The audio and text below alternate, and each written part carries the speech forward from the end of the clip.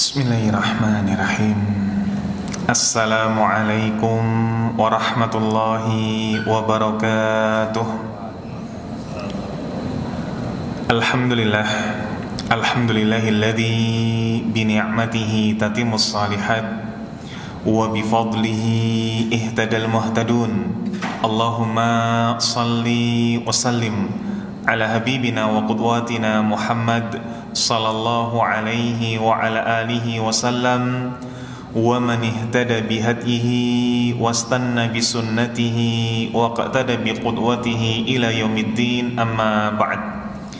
Alhamdulillah, ikhwatal iman, ahabbakumullah, para jamaah sekalian, saudara-saudaraku yang mencintai sunnah dan dicintai oleh Allah Azza wa Jal. Bersyukur kita kepada Allah, di malam hari ini Allah pertemukan kita di tempat yang mulia dan dalam rangkaian ibadah yang mulia, di rumah-rumah Allah dan dalam rangkaian talabatul ilm. Semoga apa yang kita lakukan, menyimaknya kita, mencatatnya kita pada majelis ilmu ini, tercatat di sisi Allah Azza wa Jalla sebagai sebuah ketaatan yang memperberat timbangan kebaikan kita kelak di yaumil qiyamah. Salawat dan salam juga senantiasa kita haturkan pada junjungan kita bersama Nabiullah Muhammad sallallahu alaihi wa ala alihi wasallam, juga pada keluarga beliau, istri-istri beliau, sahabat-sahabat beliau dan seluruh pengikut beliau yang senantiasa istiqamah menjalankan sunnah beliau sallallahu alaihi wa ala alihi wasallam. Alhamdulillah, ikhwatul iman, ahabbakumullah, kembali kita lanjutkan majelis fikih kita setelah pada pertemuan yang terakhir di bulan Sya'ban kita membahas tentang tayammum. Maka bahasan berikutnya adalah tentang najis dan macam-macamnya. Najis dan macam-macamnya. Kita mulai dari ta'rifun najasah, definisi dari najis. Apa definisi dari najis? Disebutkan oleh para ulama hafizahumullah dalam Al-Fiqhul Muyassar, hiya kullu 'ainin mustaqdharah amara syari' bijtinabiha. Sesuatu yang kotor, sesuatu yang kita ingin berlepas diri darinya dan diperintahkan oleh syariat untuk menjauhinya. Yang perlu digaris bawah adalah amara syari' bijtinabiha, diperintahkan oleh syariat untuk menjauhinya. Kenapa kok ini perlu digaris bawah? Inilah yang membedakan antara najis dengan kotor. Inilah yang membedakan mana najis, mana khabth, kotor. Najis sesuatu yang kita semua sepakat bahwa hal tersebut adalah perkara yang dianggap kotor, perkara yang kita perlu menghindarinya. Maka definisi ini khabith termasuk di dalamnya. Definisi ini kotor berada di dalamnya. Kotor karena debu, kotor karena mungkin lumpur dan lain sebagainya. Tetapi kalau sekedar kotor, tidak diperintahkan syariat untuk menghindarinya, tidak diperintahkan syariat untuk menjauhinya. Sementara najis amara syari' bijtinabiha, diperintahkan oleh syariat untuk menghindari atau menjauhinya. Nah, kalau kita sudah tahu perbedaan antara najis dengan kotor, lalu bagaimana najis dengan hadath? Hadath ini sesuatu yang ditinjau secara sifat abstrak. Kalau najis ini zatnya, kalau najis ini konkret betulnya. Seperti ketika seseorang terkena air kencing.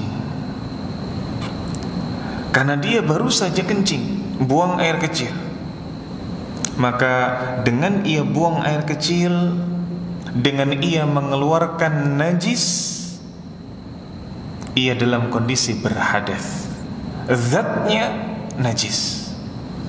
Kalau kemudian zat najis itu terkena dirinya, maka dia harus membersihkannya. Dan status dirinya pun adalah orang yang berhadas. Sehingga secara sifat hadas ini abstrak. Kalau najis ini bentuknya konkret. Baik. Dan bicara tentang najis, wahiyya naw'an, najis ini ada dua macam. Macam yang pertama, najasatu ainiyah atau haqiqiyah. Najis aini atau najis haqiqi. Bagaimana najis aini atau najis hakiki?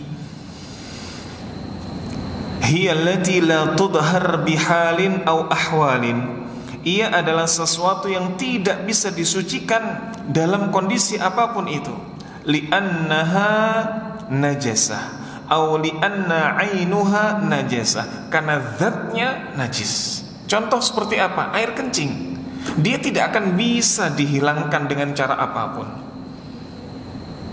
Karena memang air kencing itu sendiri zatnya adalah najis. Mau itu air kencing yang terkena di pakaian, kain murah ataupun kain mahal, tetap najis. Mau itu kemudian terkenanya di pakaian biasa atau pakaian ihram, tetap najis. Mau itu di sajadah Masjid Al-Muqtasidin ataupun di sajadahnya Masjid Nabawi, tetap najis. Karena zatnya najis. Inilah yang disebut dengan najis aini atau najis hakiki. Contoh lain seperti kotoran. Kotoran tepatnya hewan yang tidak dimakan. Kotoran keledai, kotoran hewan bertaring, hewan buas. Maka ini najis aini. Baik, yang kedua najis hukmi. Bagaimana najis hukmi itu? Yakni satu keadaan yang dianggap najis pada benda yang tertempel najis. Sekali lagi, satu keadaan yang dianggap najis pada benda tertempel najis. Ada seseorang yang kencing, buang air kecil, lalu ada percikan dari kencingnya mengenai kaki, maka itulah najis hukmi. Yang terkena di kaki inilah najis hukmi. Ia menghalangi dari salat. Kalau ingin salat bisa diterima, ia bersihkan dulu. Ada najis terkena di mana? Pakaian. Walaupun orangnya sudah berwudu, tapi kalau masih pakai pakaian tersebut tidak bisa. Karena apa? Ada najis hukminya.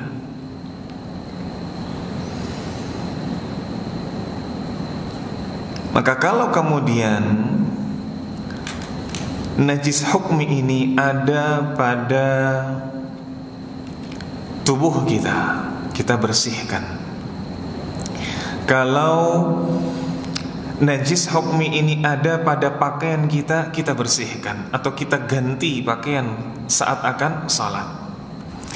Kalau najis hukmi ini berkaitan erat dengan tubuh kita yang mengeluarkan najis, seperti kita buang air kencing, buang air kecil, buang air besar dan lain sebagainya, maka berarti tubuh kita najis hukmi dan hadas. Najis hukmi dan hadas. Harus apa? Harus Wudu kalau memang itu hadas kecil, dan mandi kalau itu hadas besar. Nah, lalu dijelaskan di sini wal aslul ladzi tuzalu bihin najasah huwal ma. Hukum asal untuk menghilangkan najis adalah dengan air. Hukum asal untuk menghilangkan najis adalah air. Fahuwa aslu fit tadhhir, karena air adalah hukum asal dalam taharah. Kita pernah bahas di mana taharah ini ada dua macam. Taharah bil ma, taharah menggunakan air, termasuk di sana wudu, termasuk di sana mandi, tergantung hadas apa yang ingin dibersihkan. Hadas kecil wudu, hadas besar mandi. Ada di sana taharah selain dengan media air, dengan tayamum atau dengan istijmar, cebok tapi menggunakan batu, daun dan lain sebagainya. Nah, hukum asalnya apa? Hukum asalnya dengan air. Dalilnya adalah apa yang Allah firmankan dalam surat Al-Anfal ayat yang ke-11. Allah Ta'ala mengatakan wa yunazzilu 'alaikum minas sama'i ma'an liyutahhirakum bih. Dan Allah lah yang menurunkan kalian hujan dari langit liyutahhirakum bih, untuk mensucikan.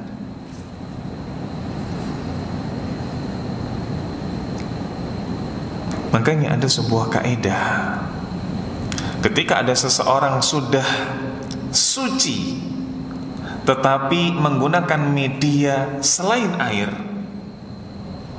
dia sudah suci karena tayamum, siap untuk salat,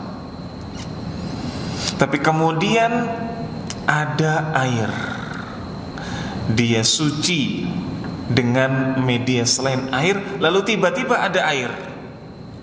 Taharah kenapa? Tayamum kenapa? Karena mungkin dia tidak ada air, tapi kemudian datanglah air, entah itu air hujan dan lain sebagainya, maka walaupun dia belum batal harus wudu. Para ulama mengatakan idza wujidal ma batala tayammum. Kalau ada air maka batal tayamum. Kenapa? Karena status debu pada tayamum ini badal. Badal dari apa? Badal dari air, ganti dari air. Hukum asalnya air. Ketika air tidak ada, maka dia pakai debu. Maka ketika ada seseorang sudah dalam kondisi suci dengan menggunakan media debu, tayamum, tiba-tiba Allah hadirkan hujan, harus dia berwudu dengan air hujan. Baik.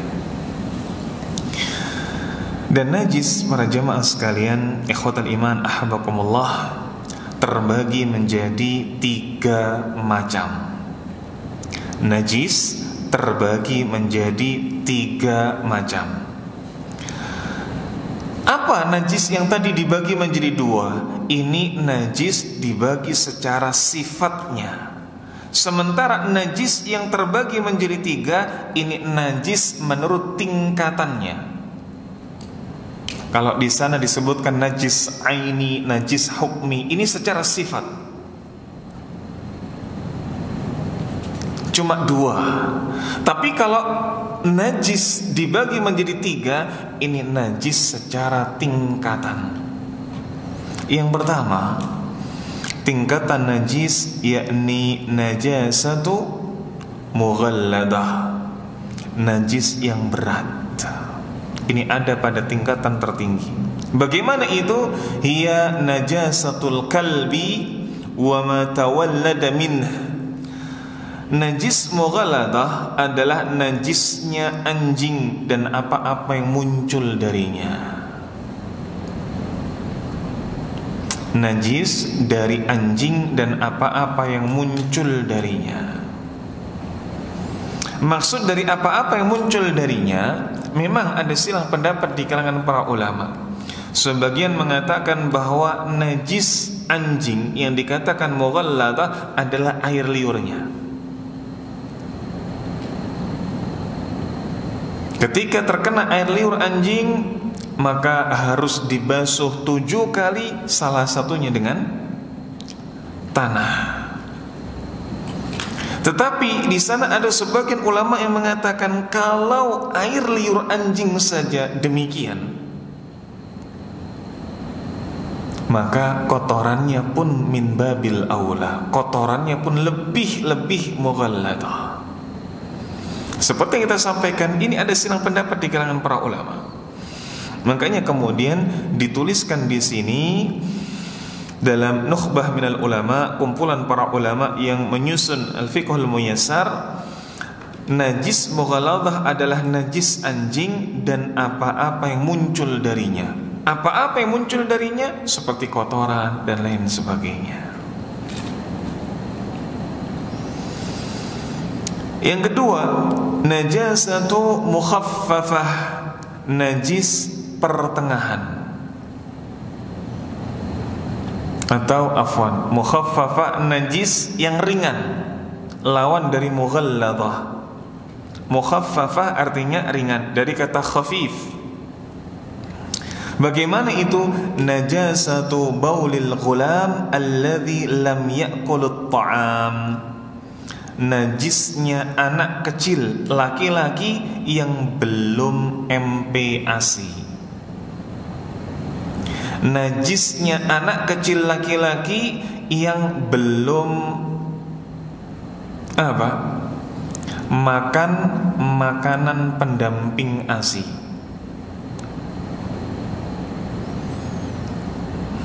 Belum makan belum makan matahari. Matahari apa bahasa Inggrisnya? Nah, menghindari menghindari penyebutan merek. Baik.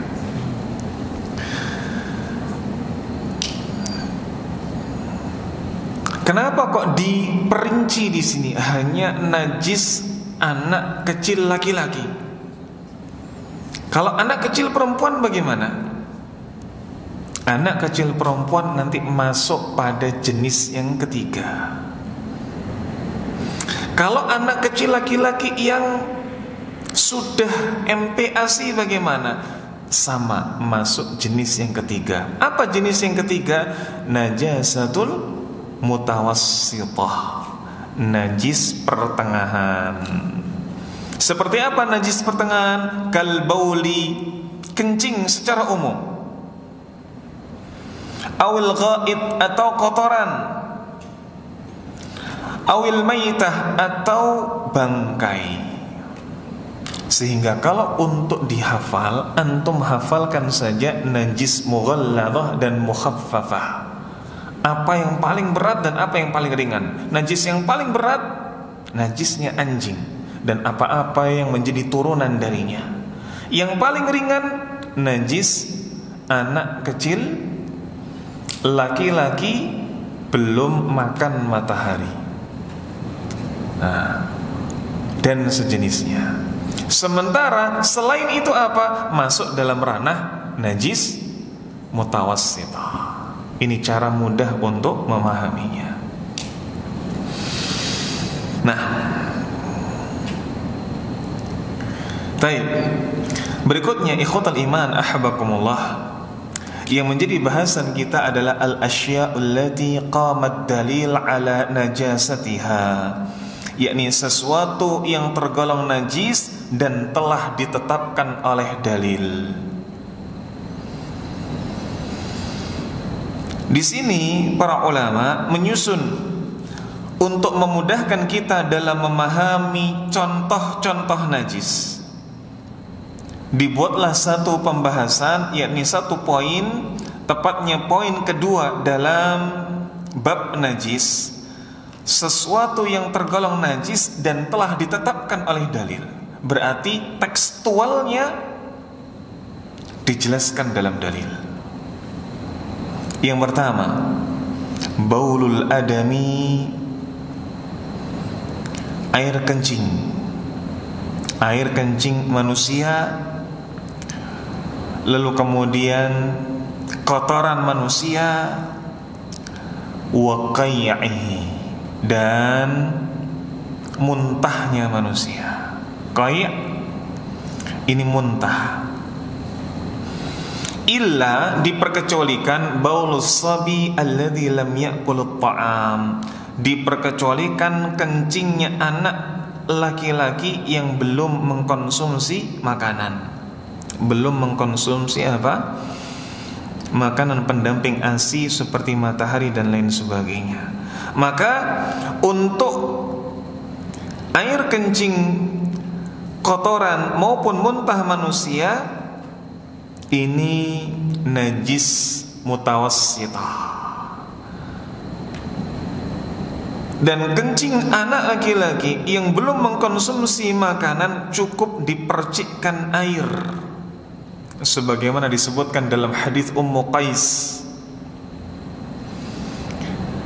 ketika beliau radhiyallahu anha datang, annaha atat bibni laha saghirin, bahwasanya Ummu Qais ini datang kepada Nabi dengan membawa anaknya yang masih kecil.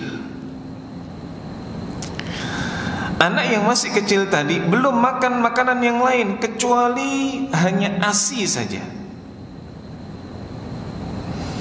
Fa ajlasahu fi hijrih, lalu kemudian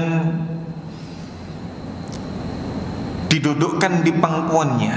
Fabala ala thawbihi, lalu anak kecil tadi mengkencingi pakaian Nabi sallallahu alaihi wasallam. Fada'a bima'in fanadahahu wa lam yaghsilhu, Nabi memerintahkan seseorang untuk menghadirkan air ini dalam sebuah bejana, lalu Nabi percikkan tanpa mencucinya. Nabi ambil air, cukup dipercikkan. Ini cara menghilangkan najis mukhaffafah, dibersihkan. Kalau sekarang tidak ada air Ustaz, lalu kita pakainya tisu basah, bisa tidak? Bisa. Atau sekarang tidak ada air, repot yang selalu tersedia di tas, misalkan apa, semprotan hand sanitizer, bisa. Intinya adalah ketika kemudian najis mukhaffafah tadi tercampur dengan perkara-perkara suci, dibersihkan dengan perkara suci, tisu, air dan lain sebagainya. Sampai apa? Sampai hilanglah 3 sifat, baik itu rasa, aroma ataupun warna. Kalau kemudian dilap pakai apa? Tisu basah sudah hilang, ya sudah. Nah, yang kedua yang dijelaskan berkaitan dengan najis-najis yang disebutkan dalilnya adalah ad-damul masfuh, darah yang mengalir. Dari apa darah yang mengalir ini? Ad-damul masfuh minal hayawani ma'kul, darah yang mengalir dari hewan-hewan konsumsi.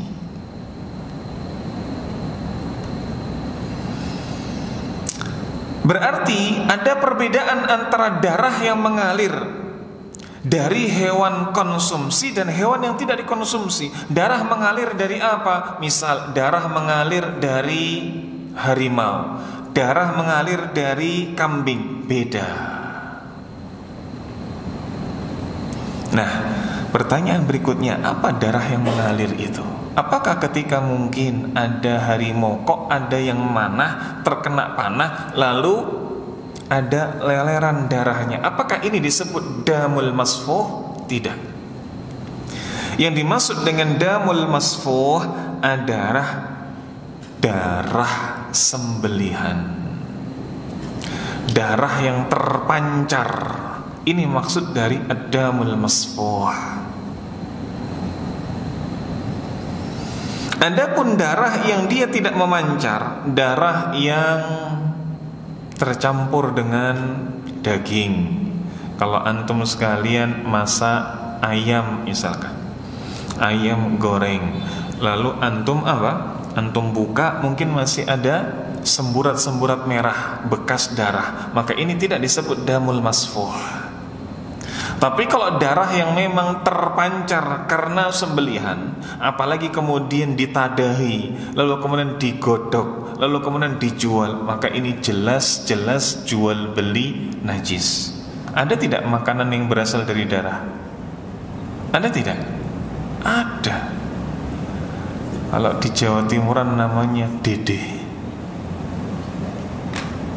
Jadi darah, entah itu darah ayam, dan biasanya memang darah ayam, ditadahi lalu kemudian digodok. Nah, ini darah dan ini najis. Taib. Berikutnya, yang ketiga, termasuk di antara najis di sini adalah kencing dan kotoran hewan yang tidak dimakan. Kencing dan kotoran hewan ghairu ma'kulal lahm, yang dagingnya tidak dimakan. Seperti apa? Seperti hir, kucing, tidak dimakan. Atau apa? Marmut, tikus, dan lain sebagainya. Maka kencing ataupun kotoran hewan yang demikian ini najis. Yang keempat, maitah, bangkai. Apa sih definisi dari bangkai itu? Apakah bangkai itu ketika mungkin di antara kita emosi terhadap seseorang lalu keluar kata-kata bangkai? Nah, insya Allah orang Jogja tidak demikian. Nah, apalagi ikhwan sudah ngaji. Nah, bangkai itu apa? Bangkai itu disebutkan hiya mamata, yakni sesuatu yang ia meninggal, hewan yang meninggal, di mana meninggalnya tersebut tidak dengan cara sembelih. Sebagian memberikan catatan tidak dengan sembelihan secara syar'i. Jadi bukan hanya hewan yang matinya tidak disembelih, kalaupun disembelih tapi tidak dengan cara syar'i, tidak mengucapkan bismillahi Allahu Akbar. Atau ketika kemudian panah berburu, ketika melepaskan anak panah tidak mengucapkan bismillahi Allahu Akbar, kena pada hewan, rusa misalkan, lalu mati, itu pun dikatakan bangkai. Sehingga hewan yang mati tidak dengan tata cara syar'i, baik itu disembelih menggunakan lafal bismillahi Allahu Akbar atau panah, tembak, hewan-hewan yang berburu tidak dengan lafal bismillahi Allahu Akbar, maka itu adalah bangkai. Ini najis. Betapapun mahalnya hewan tersebut. Ada bangkai ayam orang mudah untuk melupakan, tapi bangkai kambing, ini bangkai dari hewan yang jutaan. Bangkai sapi, bangkai onta, sekali bangkai tetap bangkai. Namun di sana ada bangkai yang di dalam syariat masih boleh dikonsumsi. Apa itu? Bangkai apa? Bangkai manusia menurut Sumanto. Nah, menurut Sumanto. Nah, taib.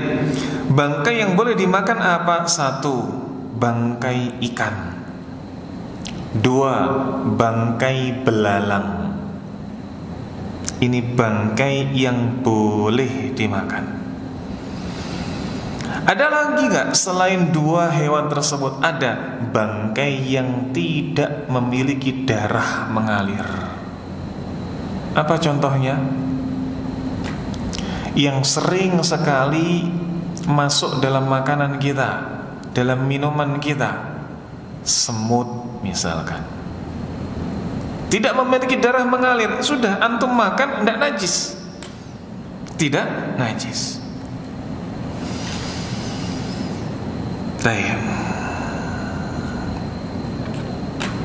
Berikutnya yang kelima, termasuk di antara najis yang disebutkan dalam nas-nas yang ada, al-madhi, air madhi. Apa itu air madhi? Huwa ma'un abyad raqiqul ladzah.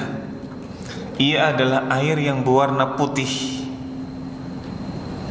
bening, lengket. Dan air ini yakhruju 'indal mula'abati au tadhakkuril jima'. Air yang biasa muncul berkenaan dengan syahwat atau ketika memikirkan hubungan suami istri.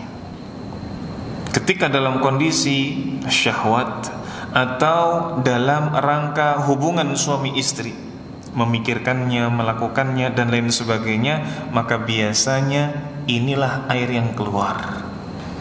Sebagian yang lain mengatakan muqaddimatul mani, pembukaan dari air mani. Baik. Air madhi ini dihukumi najis. Berbeda dengan mani. Mani hukumnya suci. Tapi muqaddimah, sebelum kemudian air mani keluar, sebelum kemudian air mani terpancar, muqaddimah ini air yang bening, yang kemudian lengket, disebut dengan madhi. Inilah yang najis.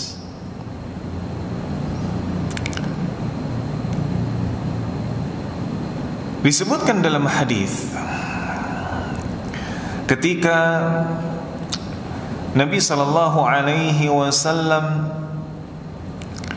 mendengar penuturan dari Ali bin Abi Thalib, kuntu rajulan madza, aku ini wahai Rasulullah adalah lelaki yang mudah mengeluarkan air madhi. Ini perkataan dari Ali bin Abi Thalib. Maka Nabi sallallahu alaihi wasallam mengatakan, tawadda waghsil dzakarak, berwuduklah dan basuhlah kemaluanmu. Kenapa kok Nabi memerintahkan basuh kemaluan? Karena madhi hukumnya najis. Baik.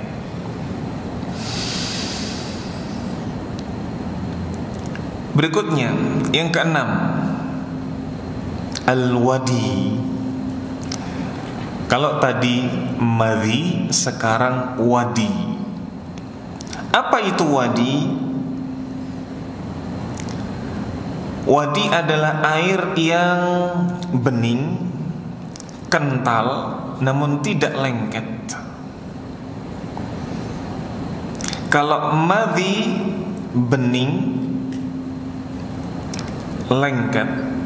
Wadi bening, kental, namun tidak lengket. Dan hal ini biasa keluar ba'dal baul, setelah kencing. Air dihukumi najis yang biasanya keluar setelah air kencing. Maka barang siapa yang mengalami hal ini, hendaklah dia membasuh kemaluannya. Apakah ini sama seperti istilah Jawa anyang-anyangan? Tahu anyang-anyangan?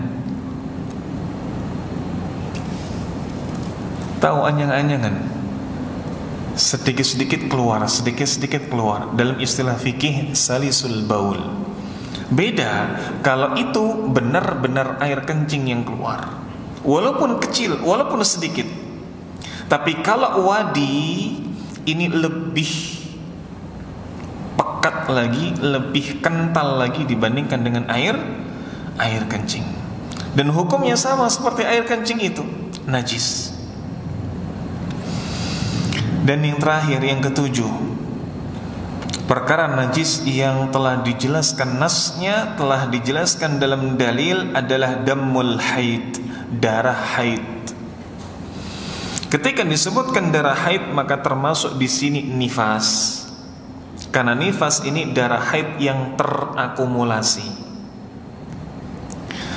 Disebutkan dalam hadis Asma binti Abi Bakar radhiyallahu anhuma, Ja'at imra'atun ila Nabi sallallahu alaihi wasallam faqalat, ada seorang wanita datang kepada Nabi lalu ia menceritakan, ya Rasulullah, ihdana yusibu thawbaha min damil haid, kaifa tasna'u bih? Wahai Rasulullah, salah seorang dari kami, yakni para sahabiyah, pakaiannya terkena darah haid. Apa yang harus kami lakukan dengan hal tersebut? Nabi SAW mengatakan, tahuttuhu thumma taqrusuhu, kerik, karena darah ini kalau kering kental, keriklah. Lalu kemudian kucek dengan air, bersihkan dengan air, basuh dengan air. Karena ketika dikerik pasti masih ada sisanya yang sudah masuk ke serat-serat kain. Ini bersihkan dengan apa? Dengan air. Thumma tandahuhu, lalu bilaslah. Thumma tusalli fih, lalu kalian pun bisa salat dengannya. Di sini bisa saja Nabi SAW mengatakan bersihkan dengan air. Nabi bisa mengatakan tughsiluhu bil ma, kalian bersihkan pakaian itu dengan air. Nabi bisa, dan hasilnya pun sama. Tapi Nabi berikan sebuah runtutan, tahuttuhu, kalian kerik dulu. Lalu kemudian dikatakan tsumma taqrusuhu, kalian bilas dengan air. Bukan sekedar dipercikkan, bilas. Kalau sudah baru kemudian kalian bilasnya. Kalau sudah baru kalian mungkin beri apa? Sentuhan terakhir bahasanya mungkin. Sudah dikucek, ya sudah dibilas. Sudah dibasuh berulang kali, ya sudah dijereng-jerengi kalau istilah Jawanya. Setelah itu dipakai. Setelah itu boleh dipakai untuk sholat. Runtutan ini menunjukkan betapa perhatiannya Nabi terhadap darah haid. Disebutkan runtutan ini agar para sahabiah yang bertanya perhatian. Bukan sekedar memberitahu caranya. Kalau memberitahu caranya, Nabi mungkin bisa sebutkan hasil akhirnya. Pokoknya bersih, selesai. Tapi adanya runtutan demikian ini memberikan hikmah kepada kita. Darah haid ini besar perhatian syariat terhadapnya. Satu. Yang kedua, kalaupun ada seseorang yang sudah melakukan runtutan ini dan masih ada bekasnya, maka bekas yang tidak bisa hilang tersebut boleh untuk sholat. Ini poinnya, ini hikmahnya. Adanya rincian dari Nabi menunjukkan perhatian besar agar kita benar-benar membersihkan darah haid. Yang kedua, kalaupun sudah dibersihkan dengan runtutan yang diberitahu oleh Nabi dan masih ada sisanya, maka boleh digunakan untuk sholat. Makanya sekarang ada istilah klaudi. Klaudi untuk apa? Untuk wanita. Seperti apa klaudi itu? Klaudi ini seperti apa? Seperti pampers kalau bayi, atau pembalut kalau wanita yang bisa dicuci ulang. Bisa dicuci ulang. Sehingga ketika dicuci ulang ada biasanya bekas bercak yang tidak bisa hilang. Tapi ketika memang sudah dengan tata cara yang disampaikan oleh Nabi, yang kering di bagian atasnya digosok, dikering, lalu kemudian dikucek di dalam air. Setelah dikucek lalu dibilas. Setelah itu dikeringkan. Kalaupun masih ada sisa, boleh dipakai. Tidak dikatakan ia memakai yang najis, tapi ia memakai sesuatu yang sudah suci untuk menutupi najis. Wallahu a'lam bissawab. Ini berkaitan dengan bahasan kita di malam hari ini tentang pengertian najis, perbedaannya dengan kotor dan juga hadath, lalu macam-macam najis ditinjau dari sifatnya dan macam-macam najis ditinjau dari apa? Kategorinya. Ini mungkin yang bisa kita sampaikan. Ada pertanyaan? Ada pertanyaan? Tidak ada? Akhwat tidak ada?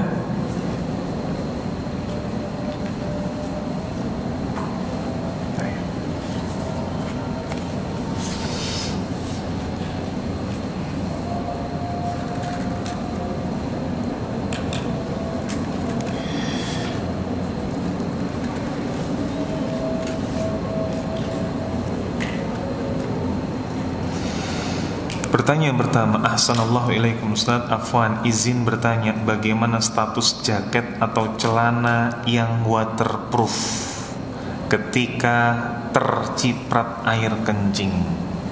Kalau di sana ada pakaian, entah itu celana training atau mungkin apa, pakaian-pakaian yang sifatnya waterproof terkena air, bagaimana? Kalau memang benar-benar waterproof, maka bilas dengan air. Di bagian yang apa? Terkena cipratan air kencing. Ini kalau memang waterproof. Seandainya bukan waterproof pun hukum asalnya sama. Pakaian antum, sarung antum terkena najis, apakah wajib harus menyuci semuanya? Tidak. Seandainya terkena najis adalah bagian lengan, maka lengan ini saja dicuci boleh. Yang terkena satu titik dalam sarung kita dan kita tahu titik mana tersebut, ya sudah, titik itulah yang kemudian kita bersihkan. Lalu kemudian kita pakai lagi, ini boleh. Nah, sehingga kalau kain biasa pun tidak harus mencucinya secara utuh, apalagi yang waterproof. Baik. Pertanyaan yang kedua, izin bertanya, apakah kita diperbolehkan mengkonsumsi capung dan ulat? Ketika dikatakan bahwa hewan yang tidak memiliki darah mengalir seperti apa? Belalang, semut dan lain sebagainya, ini sesuatu yang hukumnya tidak disebut bangkai. Berarti mengkonsumsi belalang boleh? Boleh. Semut boleh kalau tidak sengaja. Kalau sengaja bagaimana? Tidak boleh. Kenapa? Semut masuk kategori apa? Serangga. Dan serangga tidak boleh dimakan. Ada istilah semut apa yang biasa untuk ngobatin tipes itu? Semut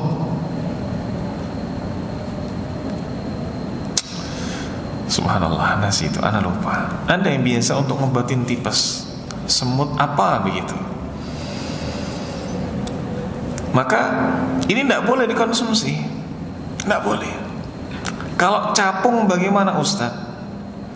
Capung, lalu kalau musim hujan ada laron, ini secara hukum asal tidak boleh dimakan. Kenapa? Serangga. Jadi serangga itu hukum asalnya tidak boleh dimakan. Tapi kalau tidak sengaja boleh Ustaz. Nah, pertanyaannya, mana ada orang tidak sengaja makan laron atau tidak sengaja makan capung? Pasti sengaja.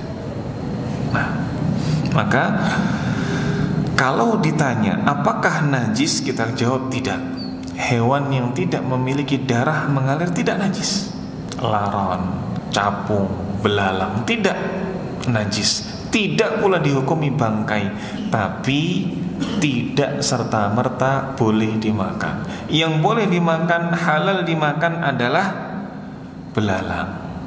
Maka beruntunglah para penduduk Gunung Kidul. Nah, banyak bangkai-bangkai yang bisa dimakan, bangkai belalang. Tapi jangan sekali-kali berniat untuk makan bangkai laron, bangkai apa, semut dan lain sebagainya. Jangan. Nah, wallahu a'lam bishawab. Ada lagi pertanyaan? ulat. Nah, ulat termasuk tidak boleh. Ulat termasuk tidak boleh. Ulat ini termasuk sesuatu yang tidak boleh dimakan kecuali dalam kondisi darurat. Karena hukum asalnya apa? Hukum asalnya menjijikkan, tidak boleh dimakan. Wallahu a'lam bishawab. Atas banyak sekali kurangnya dan sedikit lebihnya ana mohon maaf. Semoga yang sedikit ini bermanfaat, membawa keberkahan bagi diri kita maupun keluarga, sehingga ketika ada di antara kita yang sedang sakit, semoga Allah sembuhkan karena keberkahan dari majelis ilmu ini. Ketika ada di antara kita yang sedang memiliki hajat dan belum Allah kabulkan, semoga segera Allah kabulkan hajat-hajat tersebut karena keberkahan dari majelis ilmu di malam hari ini. Wassallallahu ala nabiyyina wa ala alihi wa sahbihi wa mawalah. Akhiru kalam wa akhiru da'wana anil hamdulillahi rabbil alamin. Thumma assalamu alaikum warahmatullahi wabarakatuh.